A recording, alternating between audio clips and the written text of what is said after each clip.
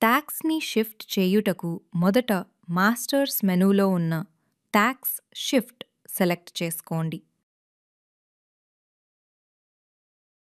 తరువాత మీరు tax shift చెయ్యాలి అనుకున్న ఐటెమ్ మీద డబుల్ క్లిక్ చేయండి. అక్కడ న్యూ ట్యాక్స్‌లో మీ కొత్త ట్యాక్స్‌ని ఎంటర్ చేసి షిఫ్ట్ ట్యాక్స్ బటన్ మీద క్లిక్ చేయండి. ఎస్ నో అడిగిన సమయంలో ఎస్ ప్రెస్ చేయండి.